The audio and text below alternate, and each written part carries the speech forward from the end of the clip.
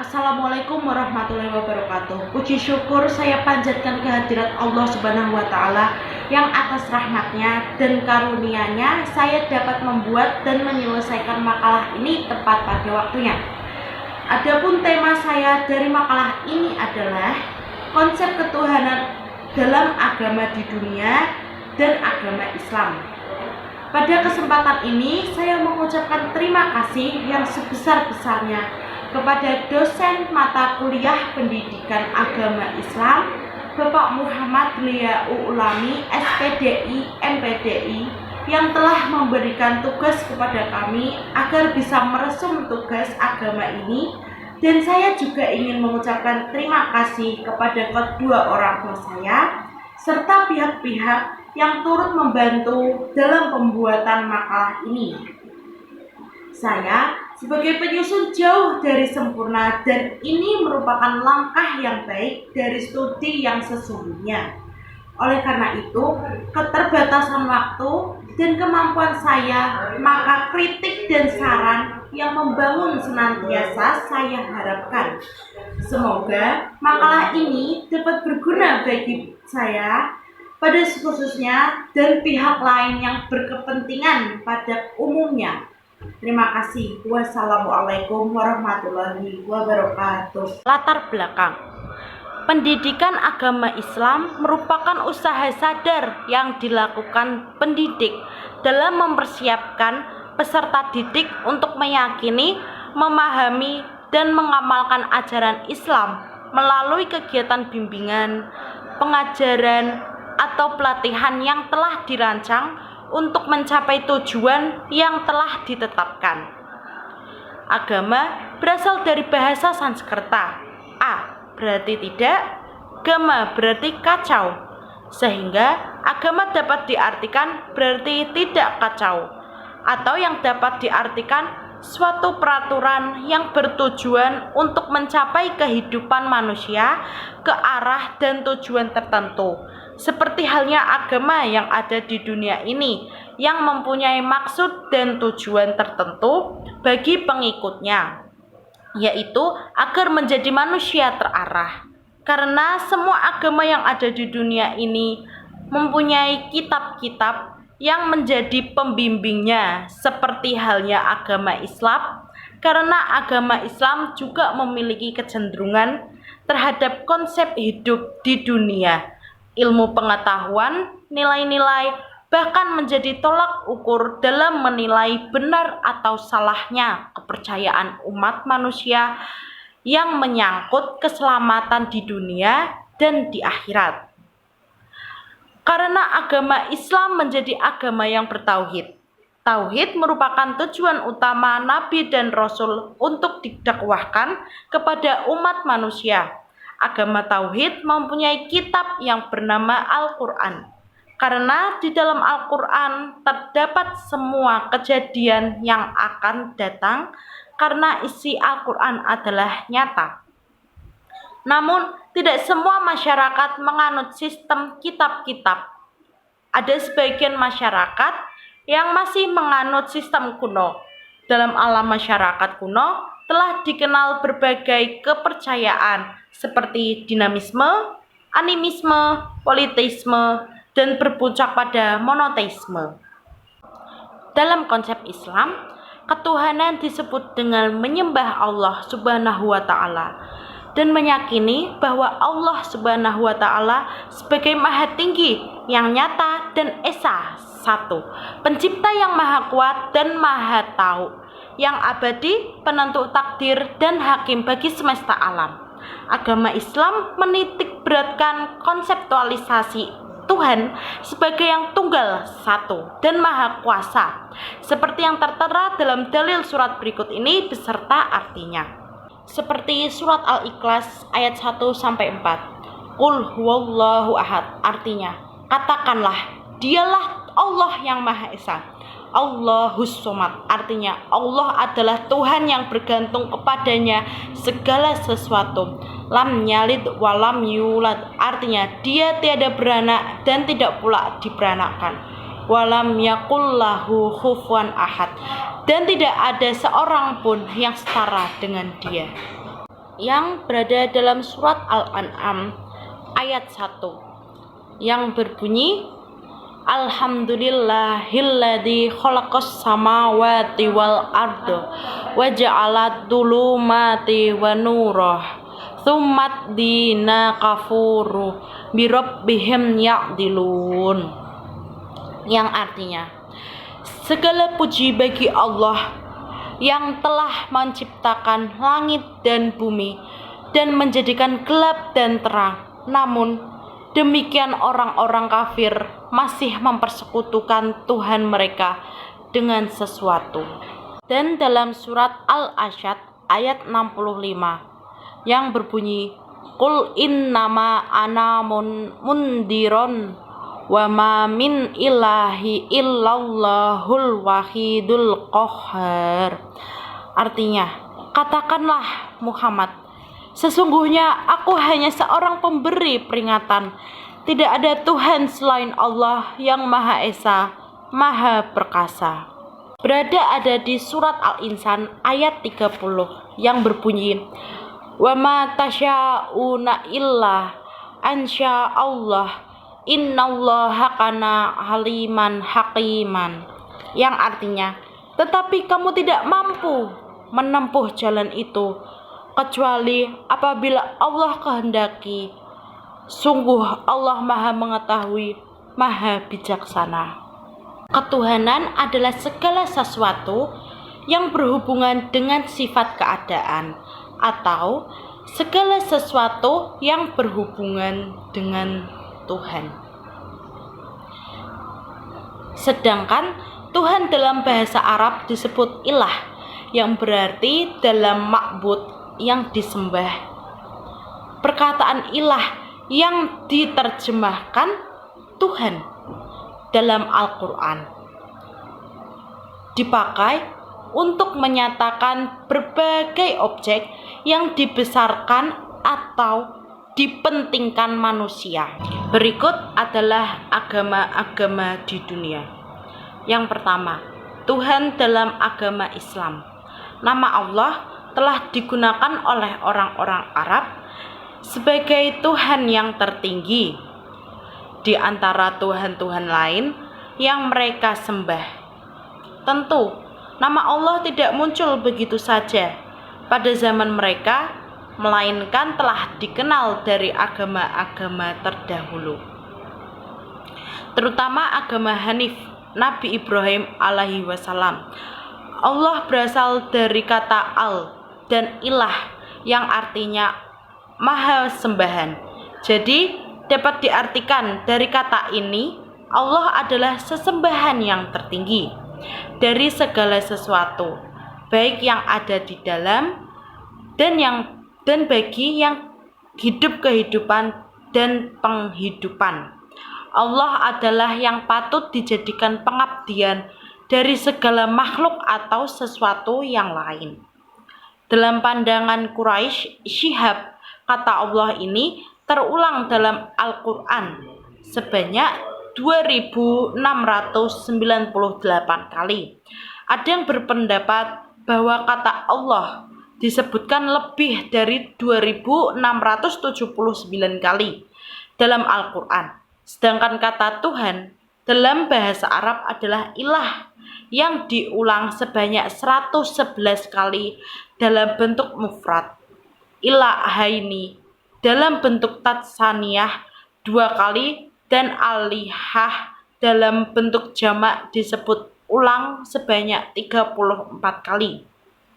Hal ini juga menjadi refleksi dari tauhid uluhiyah, di mana kita mengesahkan Allah dengan ibadah, di mana tidak menjadi hamba bagi selainnya, tidak menyembah malaikat, nabi, wali, bapak, ibu, tidak menyembah kecuali Allah semata. Ibadah kepada Allah berpijak kepada 2 hal, yaitu cinta dan pengagungan. Dengan kecintaan akan memunculkan keinginan untuk melaksanakan, dan pengagungan akan timbul rasa takut dan khawatir akan dicampakkan, dihinakan, dan disiksanya. Mengapa Al-Quran berbahasa Arab? Tentunya banyak faktor yang menyebabkan bahasa Arab terpilih sebagai bahasa wahyu Allah yang terakhir. Menurut M. Quraish Shihab, faktor-faktor yang menyebabkan bahasa Arab terpilih sebagai bahasa Al-Quran diantaranya adalah keunikan bahasa Arab jika dibandingkan dengan bahasa lain. Keunikan lain dari bahasa Arab adalah terlihat dari kekayaannya bukan hanya dari kelamin kata atau bilangannya, yaitu mufrad tunggal, mutsana dual, dan jamak plural, tetapi juga terletak pada kekayaan kosakata dan sinonimnya. Kosakata dalam bahasa Arab terbagi menjadi dua bagian. Pertama, kosa yang didapat dari asal peletakannya. Kedua, kosakata yang berasal dari kata lain. 10 seperti Malik, kata dasarnya adalah milk, mas dasar, yang memiliki arti yang kemudian terdistribusi menjadi kata Malik, isim fa'il, yang memiliki arti raja atau menguasai. Selain itu, kata Malik juga memiliki lebih dari satu makna dalam bahasa lain. Bahkan yang membuat unik adalah kata Malik ini telah banyak dipakai orang tua untuk menamai buah hatinya seperti Abd al-Malik dan lain sebagainya. 2. Tuhan dalam agama Hindu. Dalam agama Hindu, pada umumnya menganut konsep ketuhanan monoteisme. Konsep ketuhanan tersebut dalam agama Hindu dikenal sebagai filsafat Advaita, tak ada duanya. Dalam agama Hindu, Tuhan dikenal dengan sebutan Brahmana. Dalam keyakinan umat Hindu, Brahmana merupakan sesuatu yang tidak berawal tetapi juga tidak berakhir. Brahmana merupakan pencipta sekaligus pelebur alam semesta Tuhan dalam agama Hindu. Disebut dengan Brahman dan Sang Hyang Widi. Selain itu, pada dasarnya ketuhanan dalam agama Hindu adalah kepada Tuhan Yang Esa. Tetapi sistem ketahanannya terkoordinasi dalam konsep ketuhanan Trimurti. Trimurti ini terbagi kepada 3 sifat, yaitu Brahman, Wisnu, dan Siwa. Dalam keyakinan agama Hindu, Brahmana memiliki 3 aspek, yaitu Sat sebagai Maha ada satu-satunya. Tidak ada keberadaan yang lain di luar beliau. Kedua, Chit sebagai Maha Tahu. Ketiga, Ananda sebagai kebahagiaan abadi yang bebas dari penderitaan dan suka duka. 3. Tuhan dalam agama Buddha. Buddha berbeda dengan konsep dalam agama Samawi, di mana alam semesta diciptakan oleh Tuhan dan tujuan akhir dari hidup manusia adalah kembali ke surga ciptaan Tuhan yang kekal. Buddha bukanlah Tuhan dalam agama Buddha yang bersifat non-teis, namun Sang Buddha adalah pembimbing atau guru yang menunjukkan jalan menuju nirwana. Dalam kitab agama Buddha menyebutkan bahwa Ati Ajatam Abutam Akatam Asamhat Kham, Tuhan adalah suatu yang tidak dilahirkan, tidak dijelmakan, tidak diciptakan, dan yang mutlak. Keempat, Tuhan dalam agama Nasrani. Agama Nasrani atau yang sekarang lebih dikenal dengan sebutan agama Kristen, di mana agama ini adalah agama terbanyak di dunia. Agama Katolik adalah agama Nasrani yang paling tua. Agama Katolik meyakini bahwa Roh Kudus tumbuh dari Tuhan Bapa dan Anak secara bersamaan. Agama Ortodoks menyempal dari Kristen Katolik pada tahun 1504 Masehi. Agama Ortodoks meyakini Roh Kudus hanya tumbuh dari Tuhan Bapa. Mereka meyakini bahwa Tuhan Bapa lebih utama daripada Tuhan Anak. Agama Protestan. Agama Protestan menyempal dari agama Katolik. Mereka mengaku hanya mau mengikuti Injil semata. Agama Protestan adalah salah satu di antara agama yang melarang membuat patung dan gambar untuk disembah. Agama Nasrani meyakini bahwa Nabi Isa atau Yesus adalah anak Tuhan oleh Tuhan, anak Tuhan Allah. Oleh karena itu, murid-murid Yesus mereka yakini sebagai rasul. 5. Tuhan dalam agama Yahudi. Agama Yahudi adalah wujudnya Tuhan yang Maha Esa. Disebutkan di dalam kitab Perjanjian Lama bahwa Nabi Musa alaihi wasallam yang disebutkan dalam bahasa Ibrani sama Israelo adna ilaihyaina adna ihad. Dengarlah wahai orang Israel, Tuhan Allah kita, Tuhan itu satu. Ini berarti Tuhan yang Maha Esa. Dinamisme mengakui adanya kekuatan pada benda yang berpengaruh terhadap kehidupan. Animisme mempercayai adanya peran roh dalam kehidupan. Politeisme adalah roh yang lebih dari yang lainnya yang disebut dewa dengan bidang kekuasaan masing-masing. Henoteisme, satu bangsa hanya mengakui satu dewa yang disebut Tuhan, namun masih mengakui Tuhan bangsa lain. Tuhan tingkat nasional. Monoteisme hanya mengakui satu Tuhan untuk seluruh bangsa yang bersifat internasional. Agama di dunia dibagi menjadi dua jenis, yaitu ada agama samawi, adalah agama yang turun dari langit berlandaskan wahyu Tuhan. Agama samawi diwahyukan pada para rasul yang mengajarkannya pada manusia.